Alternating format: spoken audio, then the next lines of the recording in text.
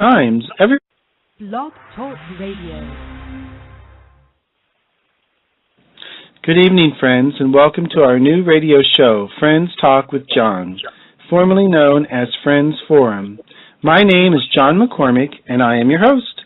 Just as the talk show name suggests, this is an informal forum for friends to come together and discuss topics and or share random thoughts.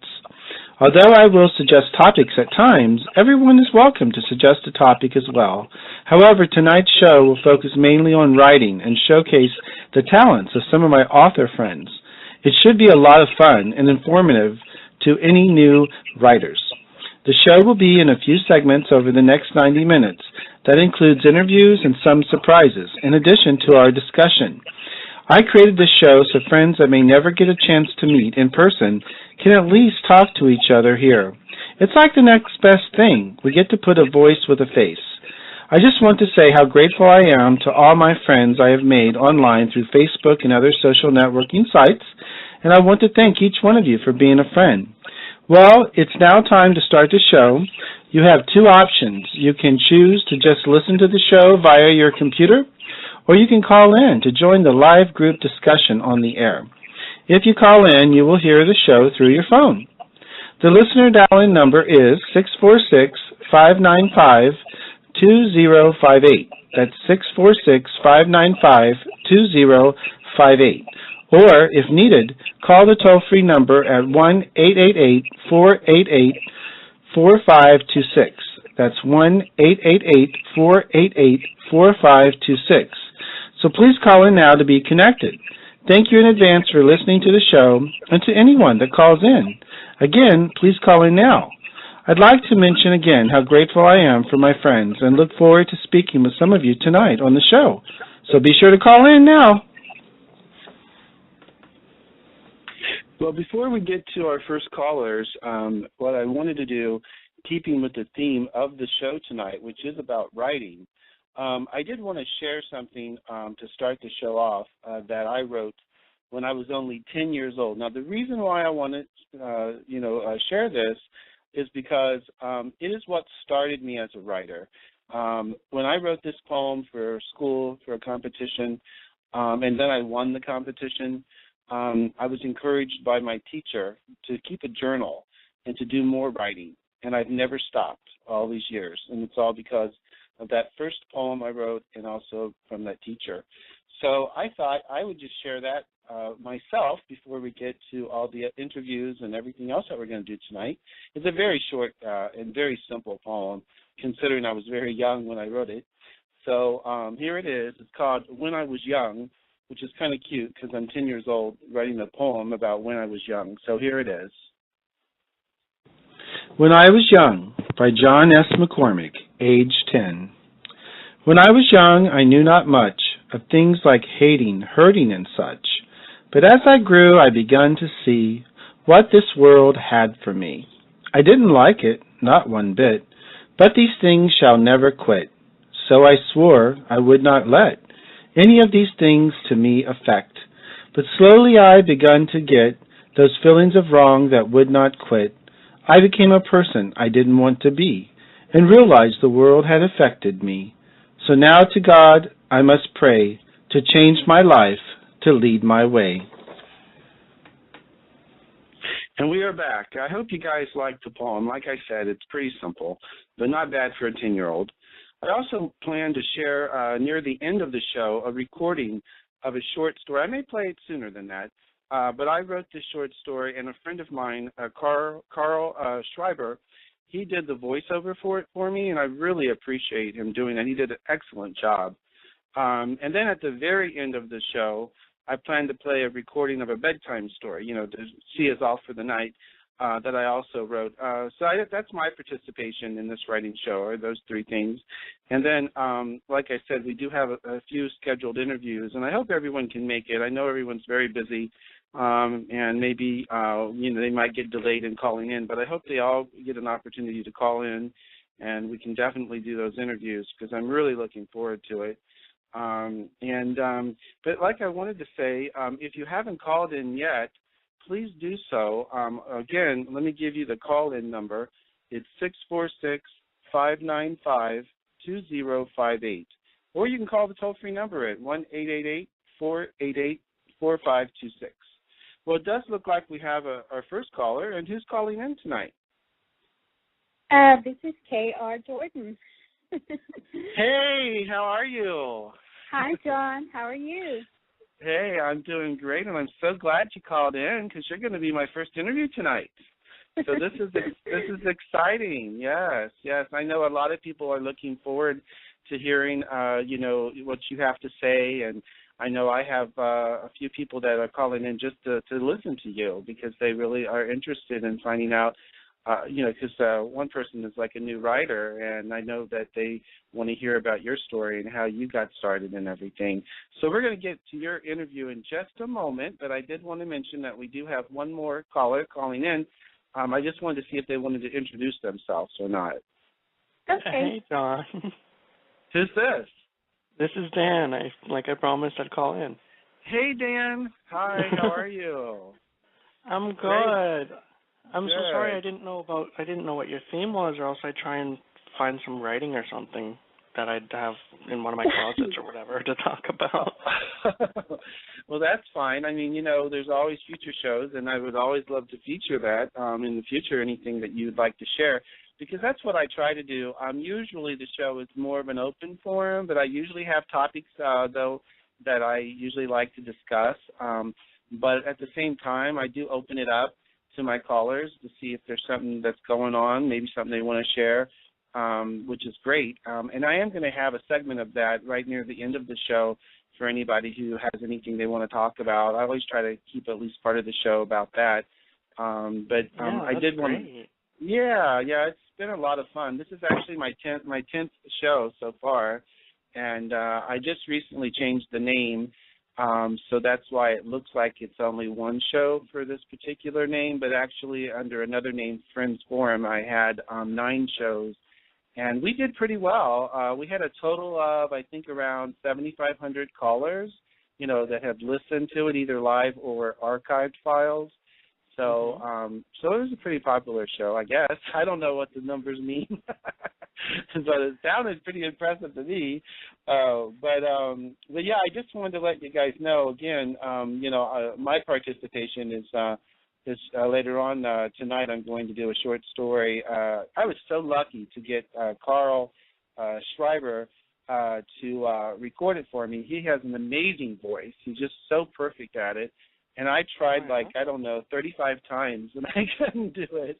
So I think I'm going to stick to the writing, and then I'm going to get someone else, to narrate it or do the voiceover, all my work in the future because, unless it's very short, then I can do it. But, yeah.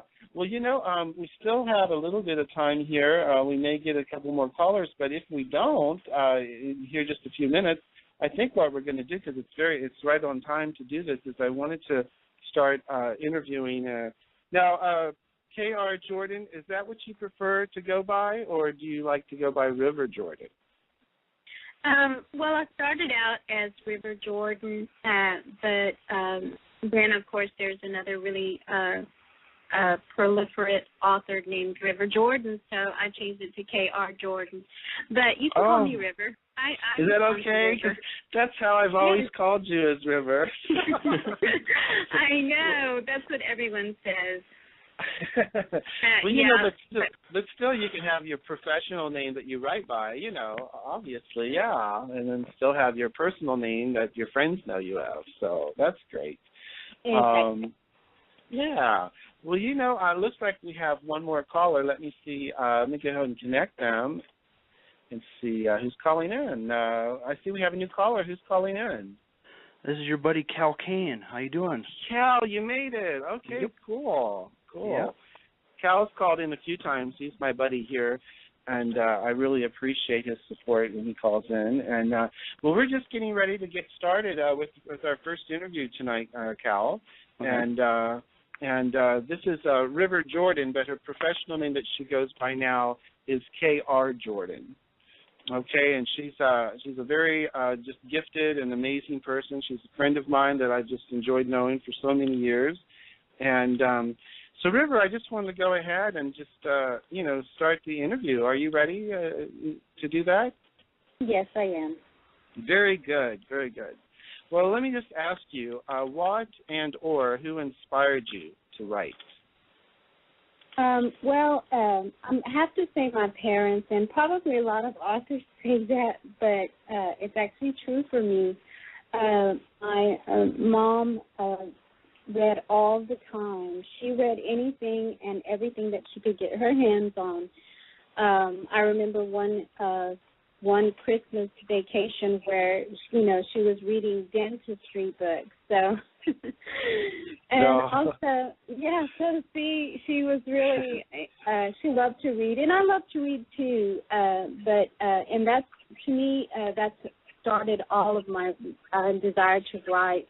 And also, my dad, he was a shrimper, and all the time when he would come back in from the Gulf, we would go and help clean the cabin of the Gulf boat, and we would find all his books. And I noticed that every time I would see him, he had Louis L'Amour in his back pocket.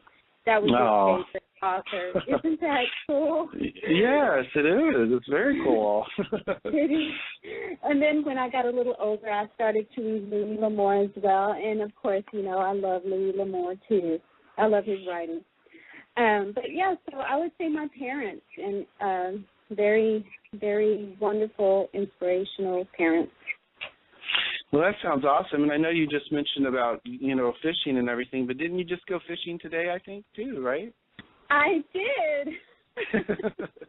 I remember reading that. Yeah. Yes. I went to the lake and caught a couple of Appaloosas and some catfish and Gasper goose. Yep. Wow. Well, I used to go fishing with my dad years ago, and we went to this river that was, like, really deep. I think it was, like, 200 feet deep or something like that. It was, like, a really wild river. And the fish would be so big. I mean, we didn't catch one really, really, really big, but there would be fish as big as, like, 10 feet in there. I don't know how they can grow that big, Could you imagine trying to catch one of those things? Oh, my God. Well, oh, no. Well, now, you said when you started your writing was after noticing, like the books and reading the books and your parents and all that. Well, did you like it? What kind of writing did you start writing, at that time? Was it like poems? Did you keep a journal? Things like that. Well, when I was in junior high school, around 7th and 8th grade, I did start keeping kind of a journal, just like where I would jot thoughts and notes down. But mostly the first pieces that I wrote were dreams. Yeah. So, I would write the dreams down. Yeah. Your dreams. So these were based. Your stories were based on your actual dreams yourself, then, right? Yes. Okay. Well, that's cool. I mean, I tell you what. I mean, I know most of us at times can have some crazy, really interesting, very interesting dreams. I know I dream crazy dreams every night. that I probably should write down. I think that's a very good suggestion to people is to just start off writing your dreams down. That's cool. So now I know that's how you started, but now how do you come up with the story ideas, that you write about today?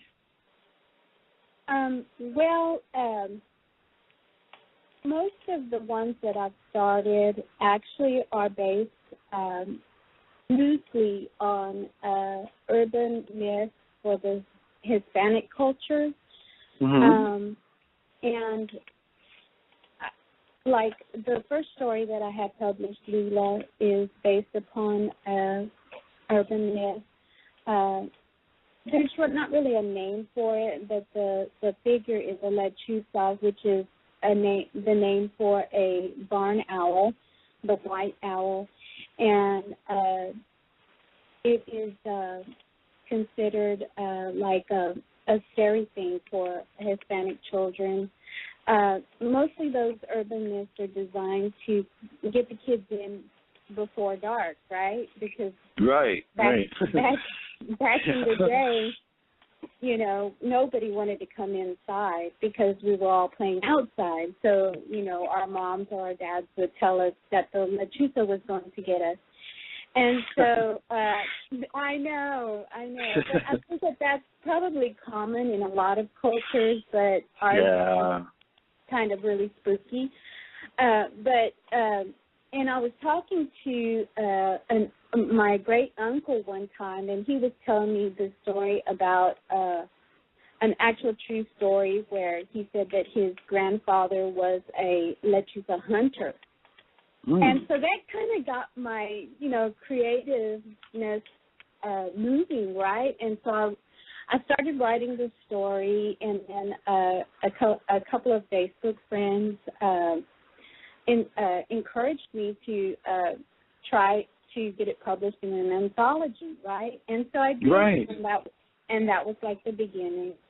So, and I've had a few pieces published since then, and then my most recent standalone has recently been published. So, yeah. Well, why don't you tell us a little bit more of some of the work that you've had published? I know that you told what your stories have been based on and things like that, but what are the names of some of the things that you've published? Okay, well, the first one was named Leela, and that is about the chuzas. And the second piece that I have published, I named Alba, and it's not really about an urban myth, but there's a paranormal element to it. It's that one's published in Dark Light Anthology, and that's Crushing Hearts and Black Butterfly Publishing. And then I have another piece that I co-wrote with author Scott Prissing, and that one is Blue Fire Heat, and it is it's a kind of fairy tale about his two main characters of his YA series. But in the fairy tale, they consummate their love. Okay. Yeah. And I wrote the fairy tale part of it, and he added in the sexual element to it. Okay. And that one actually has sold really well, as well as Dark Light and the Red Wine Anthology, which is the anthology for Leela. And then this most recent one is actually just all me, and it's also kind of a fairy tale because it is about fairies, but it is about a fairy who is vanished from the kingdom because she needs to find her soulmate, and then she goes through all of these wonderful, exciting adventures and you know, fighting to be free, and then finally, you know, the ending is really a surprise.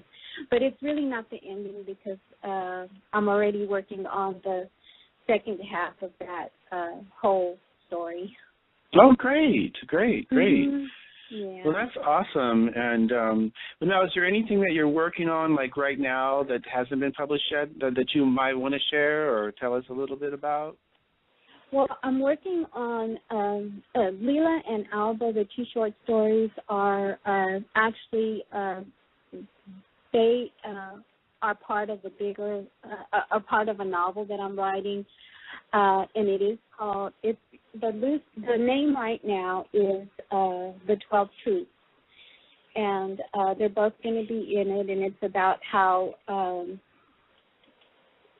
they discover that their inner strength is something that they discover that they didn't know that they had the strength inside of them to overcome all of the adversity in their lives. You know, they're not magical like some other creatures in the story, in the novel, but they find that they don't need that because they have inner strength that they discover. So it's really kind of cool and interesting, and I hope the readers like it, and I hope to have it finished by this year. And, yeah, that's... That's great. I mean, it sounds interesting. I'd love to read it. Yeah, absolutely. Yeah. Now, is there anything else you're working on, or is it mainly books that you write, or do you ever write like stage plays or screenplays or anything like that, or is it mainly like books and stories, short stories and things like that?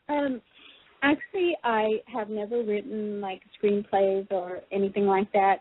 Mostly it's just writing short stories and novels and poetry. I write a lot of poetry. Oh, great. Yeah, so no screenplays or anything like that. I haven't ever really attempted it. Right. So I can't even comment on that. Well, I think, everyone has their own interests, in writing, what they want to write about. So I think that's cool. Yeah. Well, now, how can someone get copies of your work? Where now, is it online? Where can they go? Okay, well, the book that I published with author Scott Prissing can be found at his own personal website, scottprissing.com. But all of my other work is on Amazon.com and BarnesandNoble.com. I think that they will be releasing in Kobo soon, but I don't think that it's out there yet. Oh, okay. Mm-hmm. Well, now, do you have if someone wants to know about you personally, I mean, as far as a writer and your work too, do you have like a personal website or any links, for someone to get more information about you or your work other than purchasing it somewhere, online? I have an author, Amazon.com author page, and I also have a Goodreads author page. I am on Facebook under River Jordan. Right. And you can find me there, and on Twitter.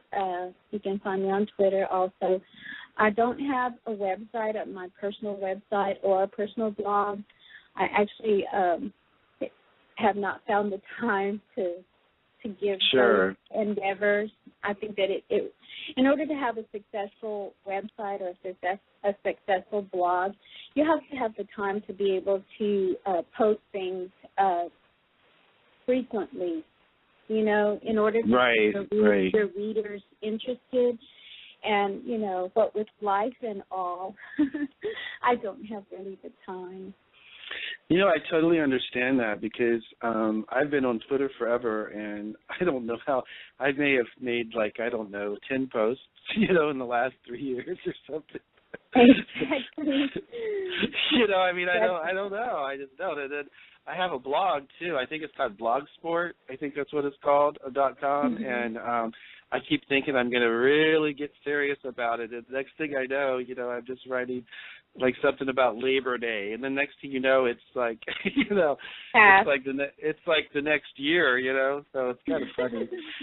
So I totally understand. I totally understand that. But I just was wondering, though, River, is there any advice or guidance you can give to someone that might be a new writer? Maybe they've written a lot of stuff, but they just haven't processed it yet. They may still be in the stages of getting it copyrighted and things like that. Is there just anything that you can let them know that might be helpful? The thing that I usually tell people, and believe me, I am a beginner. I don't have that much experience. My first work was published a year and a half ago, so you see, I don't have that much experience. But I always like to encourage people that are interested or that ask me, well, what do you think about this? Do you think is this good writing? Do you like this? And I always like to tell them not to be afraid to put your work out there. Don't be afraid to try for an open call for stories or an open call for novels. Just go for it. Don't be afraid of it, because the worst they can say is no. And you know what? Right. They may say no 10 or 12 times, or 100 times. And we all know wonderful, fantastic, classic authors that were told that their work wasn't any good, Charles Dickens being one. But the thing of it is that to not be afraid to put your work out there. And any thought that you have, my really good friend of mine, another author told me, just write it down. You know, you have a good thought or even just a few words, just write them down in your journal and keep your journal at your side, because every now and then something's going to come to you and it's going to be a great idea, and maybe you can't use it today, but maybe next year you can, or next month. So write everything down, and don't be afraid to put your work out there. You're not going to be the most perfect editor of your own work. You know, you may have a friend that can do that for you, to look at your work for you. But, you know, just put it out there. Just because you're a good writer doesn't mean that you're actually good in grammar. So that's what they have editors for. Yeah, thank God for the editors. Exactly. That would be my advice, is not to be afraid and just, you know, have fun with it, enjoy it, and, you know, just don't be afraid. Well, I think that's wonderful advice, and I think it's perfect, because I do believe there's a lot of people out there that get caught up in their writing as far as not wanting to move forward, because maybe they, like you said, maybe the grammar they know isn't perfect, or the punctuation, or whatever, and that makes them afraid that they're not a good writer because they don't have those things. But the thing is, like you said, if you just write your ideas down and you just write, because I know I have found sometimes when I'm writing something, I'll just think of a scene and start writing the scene down. You know, I don't know where it's going to fit into the story, but, you know, I think when you have, like, that's a great suggestion you also gave, and that is always have pen and paper handy with you, you know, at all times, because you never know when you're going to get a great suggestion and great idea, and you want to write it down, because I know I've done that and I don't have a pen or paper and then I forget about it, you know. So I'm like, I know that was really good, but why can't I remember it, you know? So you know, so it's good advice. And it's funny. I actually have this wallet just the right size that fits a little small, these little small writing booklets that you can get from Staples, and it fits perfect in there. It almost looks like it's like part of the wallet, but I carry that thing around all the time. I always have a pen, and it just, I think when you're a writer, that's just such a great idea. So, but thank you.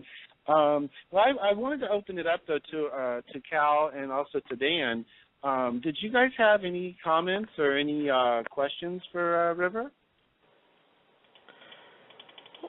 Well, I don't exactly have a question. This is Dan, by the way, but it's one of the points she made, you know, about writing down your dreams. I really should start getting to do that, because I've been having some strange dreams lately, and you know, right. You don't know what can come from them, you know. Oh yeah. Go ahead, River. I was just going to say that's true, because when you have dreams, sometimes it's your subconscious trying to speak to you, or maybe, I mean, it could be for any reason that you have like a scary dream, or you have an adventurous dream, or like sometimes, I think that you had said recently that you had a dream that you were flying, John. Oh, I have all kinds of unusual dreams. Yes. So I mean, I had. that, anyway, I just think that that's a good point to write down your dreams, even the ones where you're flying, because you never know, your mind might be telling you to make a decision that you're afraid to make or whatever, or it could be the beginning of a wonderful story. Yeah, and I actually, just so you guys know, I'm not sharing it tonight. I think I did share it already on my show, but not tonight. But it's based on a dream I had, these dreams I keep having of my sister. She passed away 4 years ago, and as soon as she passed away, I dream about her every night. I dreamt about her last night. I dreamt about her 2 days ago. She's always in my dreams. It's just, so that's what made me, and you're right, see, that inspired me to write a story about it. So, But in the story, though, at the end, I say goodbye and I tell her to move on. But unfortunately, in real life, that's not happened yet. So, yeah. But I'm really sorry about that. Well, it's really it's bittersweet in a way because at least it's like she's still with me, and I see her and we talk and we're never fighting in the dreams or anything like that. She's always rescuing me. Like last night, I was stuck in the tracks of an oncoming train, like one of those subways, and she was pulling me up, trying to rescue me. So I don't know what these dreams mean, but they happen all the time. So, but I'm just going to go with them, I guess. But anyways, I was just wondering, Cal, did you have anything you wanted to say to River, or anything? Did you have any questions for her? Well, I just wanted to identify. I mean, a lot of my stories started out with these dreams too, and I've had very vivid dreams. I've flown and just some very odd stuff, and they do make great ideas for dreams or for stories. And so for me, it's like dreams are a big inspiration for my writing. Oh, great. And, Cal, of course, I know what you write about and everything, but did you want to share, with Dan and with River, where you're at in your writing right now and in your stage of getting published and things like that? Well, I'm currently working on a collection. My stories are there's some short stories in there, but then there's going to be like a narrative that's going to be its own story that kind of links everything together, and they're basically set in the same character universe. So I mean, it's been very time consuming too. I just started in December or January, and I mean it's still not even halfway done. So, but well, but you're doing very well. You're on you've got 4 out of 6. Well, I know you call them books, collections, but you're doing really well. So, you've only got 2 more left, right? So, oh, yeah. Unless I awesome. think of more, yeah. Well, yeah, of course you're going to think of more. Yeah, absolutely. Well, I just wanted to thank you, River, so much for your time tonight, and I really appreciate it. And, I really just enjoyed interviewing you, and I thought that was just awesome that you were able to be on the show, and I know everyone's going to really enjoy your interview, and I hope that you can maybe stay with us for the rest of the show, but if not, I just wanted to let you know you're welcome to come back anytime when you do finish what you're working on now, and let us know about it. Oh, wonderful. Well, thank you for having me. It's an honor to be on your show, and it was very nice to meet Dan and Cal. Right. Okay. Very, very interesting. I'd love to see some of y'all's work, of course, and I'd be very, very interested to read about your dreams. And I'll hang out for a little while if you don't mind. If I have to go, I'll just hang up if that's okay with you. Well, it's up to you. You're welcome to stay or online, on the phone, or you can listen through your computer or just whatever. I know you'll probably be busy. It's Saturday night. So, I know, right? Okay. Right, well, right. It's so very nice to have talked to you on the show, and thank you very much for having me, and I hope to do it again soon. Sounds wonderful. Have a great night, River, and thank you again. Thank you, John. You're All welcome. righty. Bye. Thank you. Bye-bye. Bye.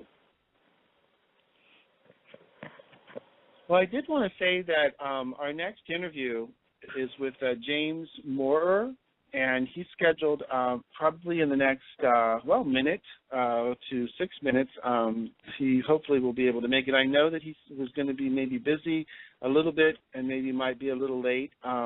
But if he does run a little late, I think what we'll do is maybe I'll just go ahead and share a short story of my own that was recorded that you guys can listen to and tell me what you think about. Okay?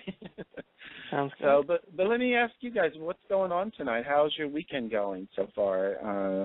Dan and Cal, what's going on this week? Well, we got snowed in, so. Oh, no. Because, we're part of that storm. in yeah. the northeast area. And so yesterday I couldn't even go outside, except like to walk over to my parents because the plows weren't out, and you had to walk in the street because the sidewalks weren't safe. Oh boy. Today was a bit better because the plows were out, but still, it's, everyone's dealing with all this snow. It's just amazing, all these. Now, is this an unusual storm, or is this something you guys do get normally once in a while, or what do you think this week? I'm not this week, but this year, this winter. How is it for you guys? Is it worse than usual, or? Well, looking back to my childhood, I can remember us getting a lot of snow, and I guess in about the last 10 years, that's been getting less and less. Last year we didn't get snow until November. Usually we get it in about September. But No. So the amount of snow we got this weekend isn't really unusual. It's just unusual that we got it all at once. Right. It's almost like that storm that's, Sandy, that superstorm, just everything, all those fronts were hitting each other, and it was just really bad.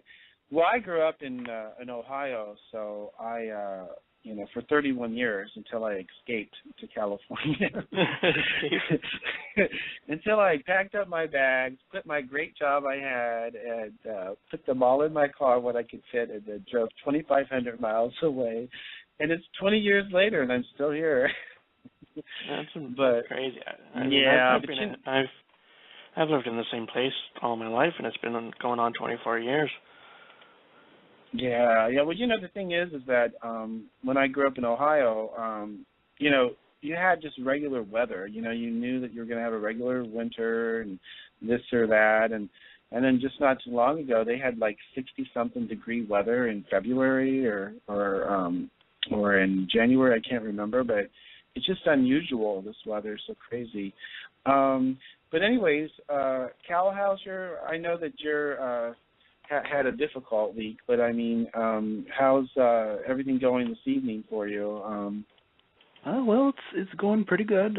Staying warm. I mean, it's nice and cold outside. I mean, we're not going to have that storm, but I think maybe a little bit of the fringe of it is going to hit here in the next day or so. So we'll be getting a little snow, but probably not as bad as out where they're getting that big blizzard. But otherwise, I'm doing pretty good. Well, now, if you don't mind me bringing this up on the air, because I know you and I know each other and stuff, but I was wondering about your animals. I know that at one point you were going to build or put a heater or do something in a building for them, but did they end up just staying indoors, or? Yeah, they're still indoors. Bless their hearts. Yes, we want them indoors. We want them warm. Right. Yeah. Well, guys, I'm not sure. I know James was saying that he might be just a little late calling in. So I think what I'm going to do is I'm going to go ahead and I'm going to play. Let me just get the information here because I wanted to give you guys, I want to give props to my friend. But what I'd like to do is, keeping in the theme of writing tonight, I'd like to share an audio recording of a short story I wrote that I mentioned in the beginning of the show. A friend of mine, Carl Schreiber, provided the voiceover. He did an awesome job at it. The title of the story is Mask of an Angel. So please listen to it. I hope you guys enjoy it, and then we'll be right back, and hopefully by then James will be on the line and we can start our next interview. So here is Mask of an Angel. Mask of an Angel by John S. McCormick. As Mary Stewart's dead body lies on her living room floor in a pool of her own blood, a police officer, Jack Martin, speaks into his handheld tape recorder.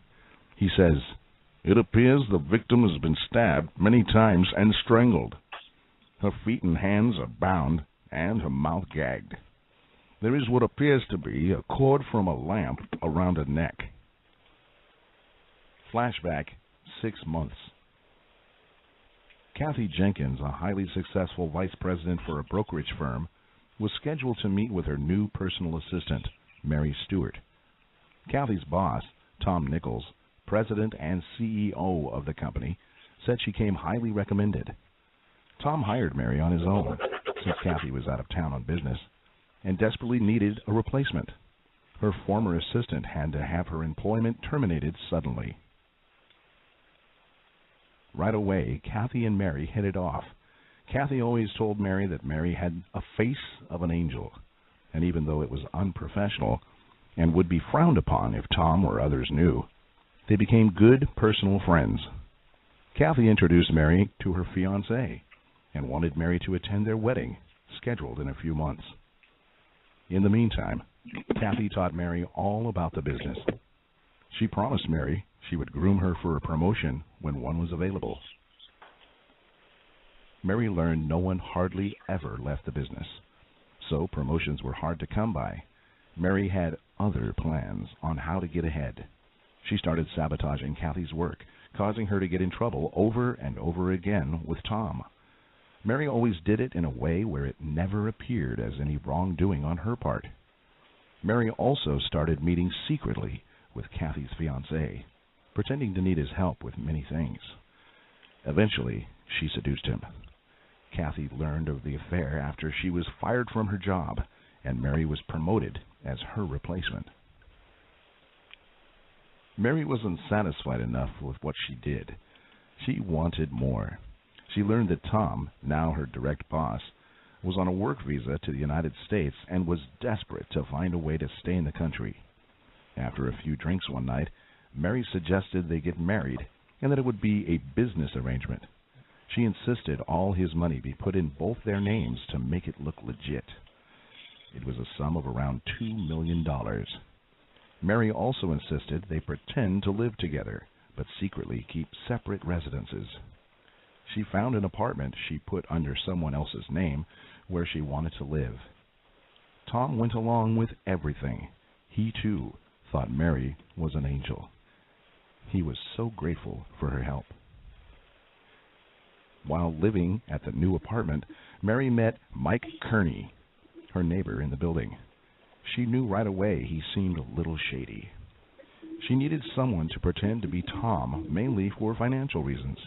Mike helped Mary by using fake IDs to remove Tom's name off of all the money in exchange for $50,000. Mary promised she would get the money to him soon. In the meantime, Mary bought some illegal drugs and planted them in Mike's car.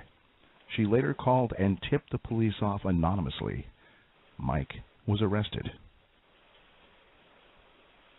Now that all of Tom's money was in Mary's name, she made her final move. Mary anonymously called the local immigration office and reported Tom had a fake marriage and gave all the details. She told them where, in Tom's home, they could find all the documentation to prove it. Mary hid out in her apartment until she learned Tom was taken by immigration and placed into deportation. Mary was getting her bags together and preparing to leave the apartment and town forever when the doorbell rang. She looked out the peephole, but saw no one there. She decided to open the door anyway. Standing there were 3 people in the Three Stooges masks. Before Mary could shut the door, 2 of them grabbed her. One person had their hand over her mouth to muffle her screams. Mary was forced to the floor, and her arms were bound together first, and then her legs. Finally, her mouth was gagged. She was on her back facing up. The third person, who had just stood in the background, came forward and presented a huge knife. While Mary was being held down and tried to scream, this person knelt down and stabbed Mary in the stomach several times. The knife was passed to the next person, who stabbed Mary several times on the right side of her chest. The knife was passed to the last person, who stabbed Mary in the heart, also several times. Mary shook slightly on the floor, no longer trying to scream, but still aware. The masked killers took their masks off one by one to reveal their true identities. Mary first saw Tom, and then Mike, and finally, Kathy. At that point, Mike grabbed a lamp cord, putting it around Mary's neck, and strangled her until she was dead. Turns out, After getting out on bail, Mike had contacted Tom, who also was let go until his court date, and Kathy about what Mary did. Together, they planned their revenge. Flashback to the present. When Officer Martin opens one of Mary's suitcases, he finds a thick folder. He opens it to find articles about a woman named Lisa Marshall, who looks just like Mary. The articles are about all the crimes and scams Lisa did, including murder. She once set an apartment building on fire, killing many people just to get revenge from an ex. Officer Martin finds an article about her being declared unfit to stand trial and committed to a mental institution. Then he sees another article about her escaping from this facility and never being seen again. Officer Martin put the tape recorder back to his mouth while looking at the articles. He says, "Looks like her past finally caught up with her." Well, thank you guys for listening to that, and we are back. I just wanted to give props again to Carl Schreiber. I think he did an excellent job on that voiceover. What do you guys think? Yeah, I think that was pretty good.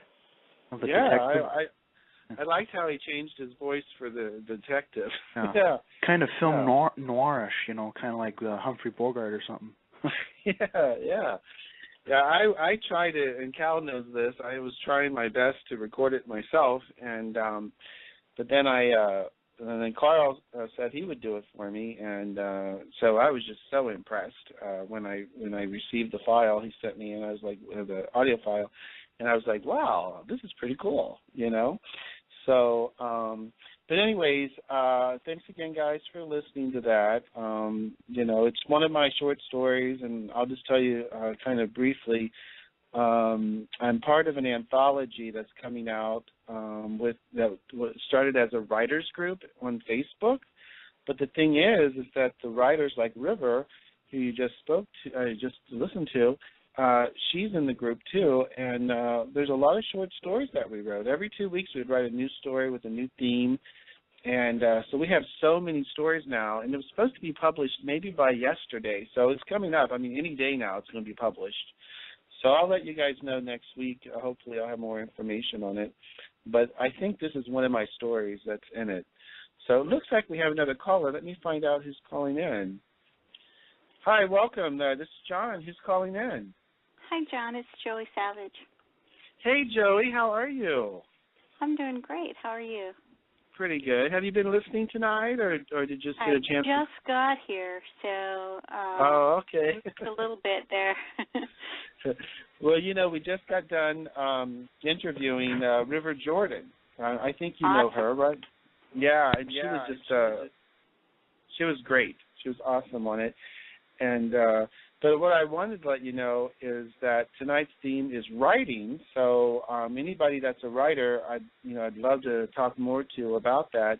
But I know that you have a book out, The Vanilla People. So, sure. And we have talked about that before, but I think I'd like to talk about it again. Can you let us know, again about your book and then how they can get a hold of a copy of it? I'd love to. The title is The Vanilla People, Saga of a Savage Family. It's available on Amazon.com or at PublishAmerica.com. And it's humorous anecdotes about my family and growing up in Sparks, Nevada.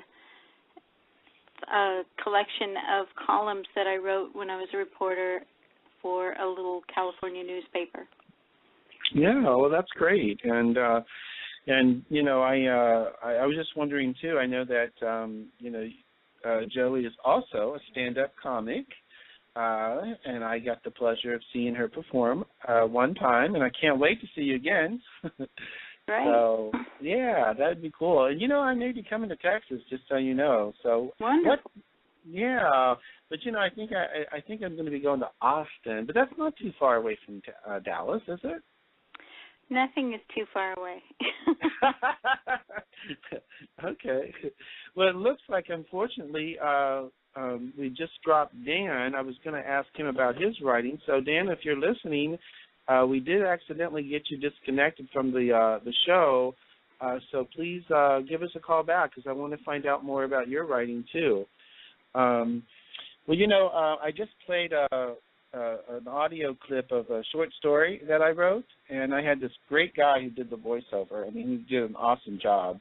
And but we do have a scheduled interview coming up here in the next few minutes, and I'm hoping that Dawn Thomas can make it. I know that Marie Bruce was going to make it, but she and Tom talked about it, and I think he's going to be calling in.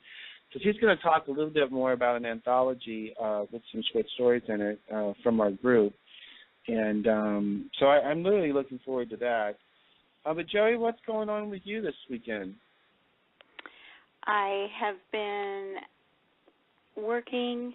I did a church event, and that went really well. Having a good time.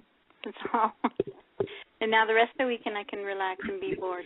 So now I got to ask you a question, okay? Okay. All right. Now, when you had this church event, were you doing stand-up there? Yes, sir. So what kind of stand-up can you do at a church? I'm just curious. I mean, what's very the clean topic? stuff. I have to remember not to say crap. Oh, okay. I'm really fond of that word for some reason. Well, that's I was just wondering because I know that, but that's the great thing about being versatile as a comic is that you can perform anywhere. I mean, if you can perform in a church, you're pretty versatile. Cause, you just have a little self-control is all. But the thing is that I one of these days, like I told you, I'm always going to try to perform, but I don't know how it's going to go. We'll see. But anyways, I was just wondering, is there anything going on with either one of you? Oh, I'm sorry, Joey. Cal is on the line too. Cal Kane and Joey Savage. And I was just wondering if there's anything going on this weekend, because what I want to do is have an open forum, a little part of the show every week. And I was just wondering, is there anything that is going on that you'd like to talk about tonight? Not really here. What's that? Not much going on here, I'm afraid. I know. Sometimes there's not much going on. I know. That's my life, sometimes. Not much is going on. But Joey, I wanted to ask you something, and I don't think I asked you this when we spoke before. But what was it, that inspired you to write? I mean, when did you start writing? I started writing when I was a little kid, when I first learned how to pick up a pencil. I think I was trying to get some attention, and that's how it started. And I tell you, I wrote my first poem when I was 3 years old. Wow. Yeah. Cool. It was really, really literary awesomeness. You want to hear it? Yes, absolutely. I just played a poem I wrote at 10 years old. So this is good. I liked it. Yes, I want to hear it. When I was 3, I wrote, "It's March, birds flap and flarch." The end. I like that. My mom thought that was so clever that she sent it around to all my relatives, and they called her and said, "What the hell is flarch?" But we didn't know. Well, at least, at 3 years old, you were talented enough to know to try to rhyme, right? Yeah. So that's cool. Yeah, well, maybe if you get a chance, later on this week or something, come back and listen to the archive file, at least the beginning. And I definitely will. Yeah, because what I did was I shared a poem I wrote when I was 10 years old, and I won a poetry contest. And wow, that's great. Yeah, and I mean, it's very basic. It's very simple because I'm only 10. But the thing is that the thing that happened was, and what I was explaining to everybody is that, my teacher was so supportive and just really encouraged me to keep a journal and to do more writing. And that's what changed everything for me. And to this day, I can't live unless I'm writing. I've got to write every day, Yeah, so that's, teachers are great. That inspired me as well. My first and second grade teachers were awesome when I was learning to read and write, and they just plied me with books and told me to keep going and keep going. And I read A Tree Grows in Brooklyn, and the main character, Francie, is really inspired by her teacher and told that people with imagination are the ones who go the furthest. So yeah, that's it. Awesome. Yeah, well, I was lucky, and I think you were lucky too. Back when we were growing up, teachers were just amazing and just so dedicated and just inspiring, to their students. And but I won't go down that road, another topic. But I just mean, unfortunately, my nieces and my nephews and other people that I've known didn't have that, experience. But I'm so grateful that I had that growing up, and they really did. I mean, they do change your lives because they inspire you. So, well, let me just ask you now, Joey. Now, you did write your book, The Vanilla People. Now, are you planning any other books? Are you working on anything right now? Any stories or anything? I'm working on procrastinating. I'm doing that really well. Well, do you have an idea of anything that you might? I have lots of ideas, John. It's just, getting them onto paper, sketching them out, and then getting them from the paper to print, and then, it's really an involved process. The Vanilla People took me 10 years, and that's amazing, crazy. Though. It's crazy.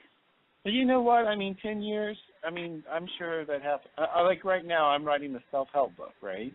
I've been writing it since 2000, so that's 13 years. So I'm beating you there. And I still haven't finished it yet. You're right on schedule. Yeah, I've got 13 years I've been working on it.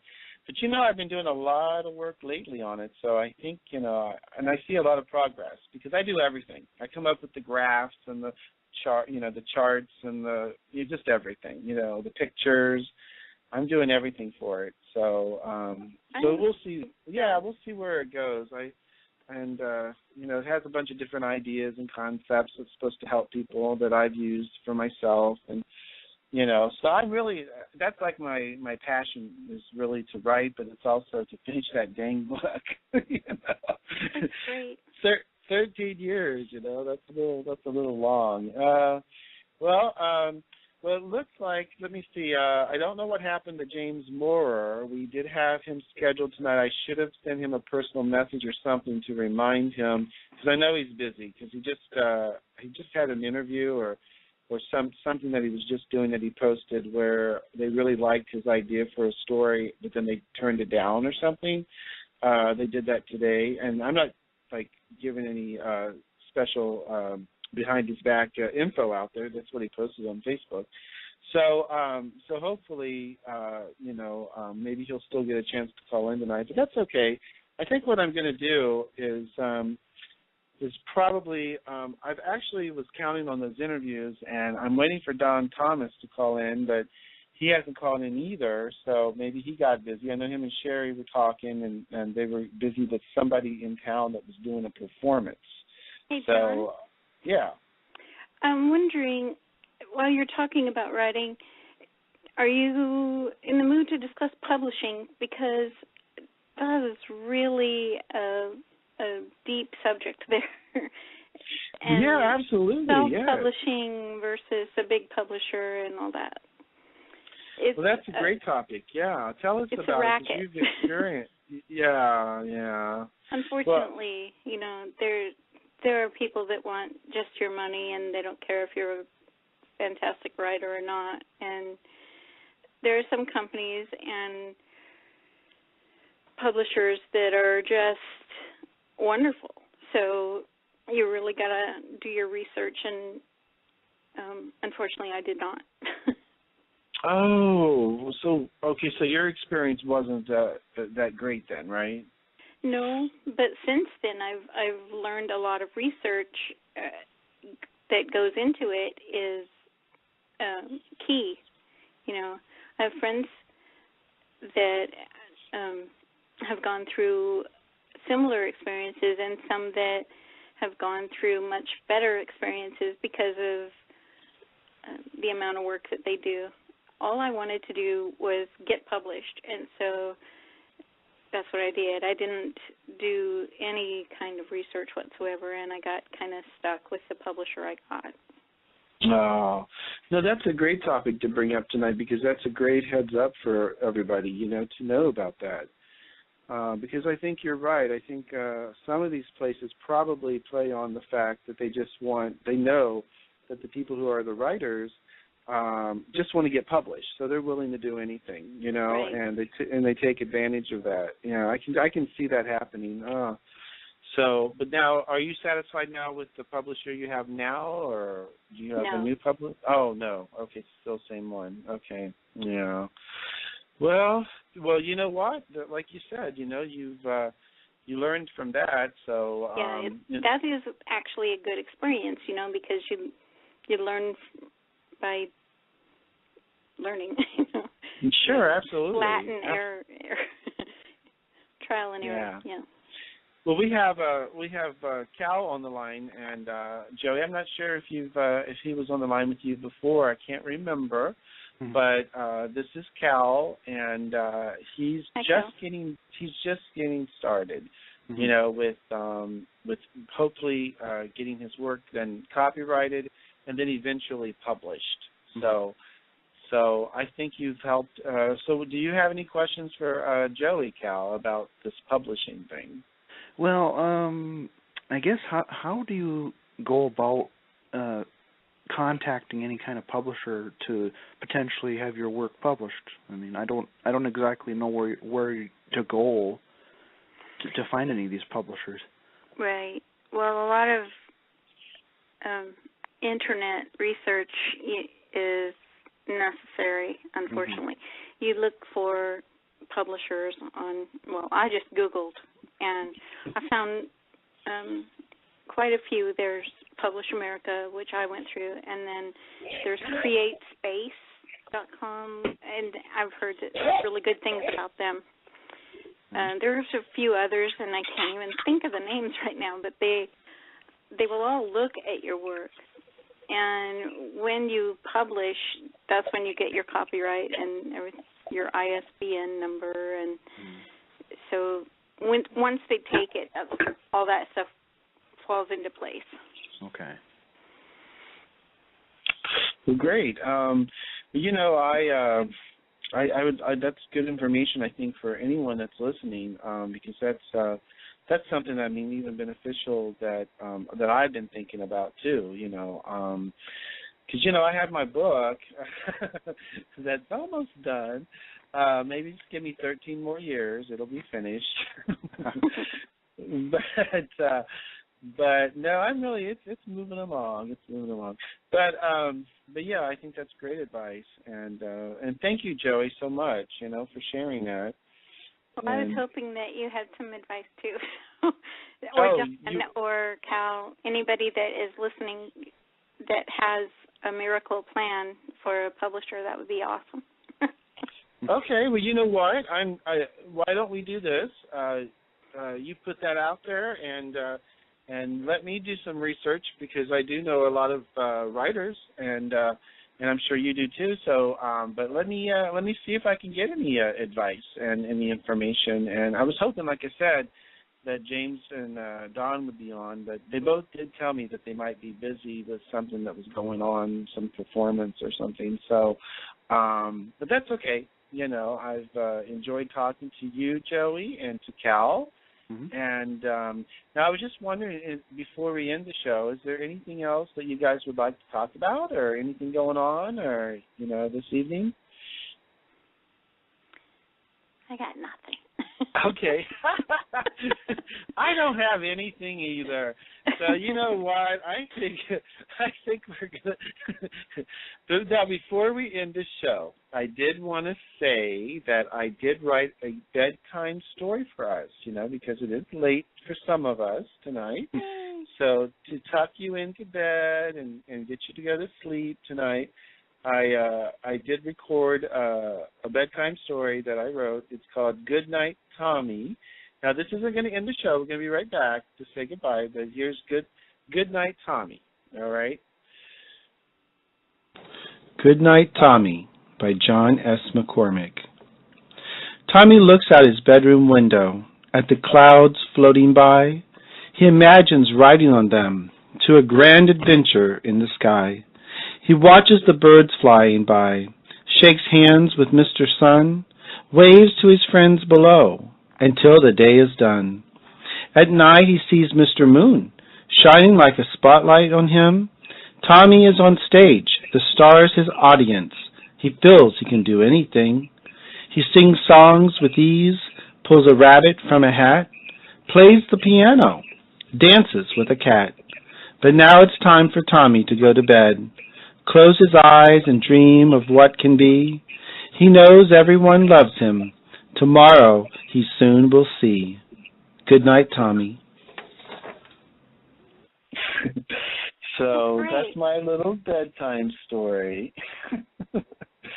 But I just want to thank you, Dan, who called in earlier, and River. And I want to thank Cal and Joey, who's with us right now, for calling in. And I just hope that you guys all have a wonderful evening. And, but next Saturday at 7 p.m. Pacific Standard Time will be our next episode. But in the meantime, if you guys want to PM me about any topic ideas or anything maybe that's going on with you that you want to share or anything, I'm saying this to everybody who's listening, please feel free to do that, because I'd like to reschedule, more interviews for everyone and showcase what's going on. So you guys have a great night. This is John signing off. So have a great night, friends. Good night. Yeah, good night.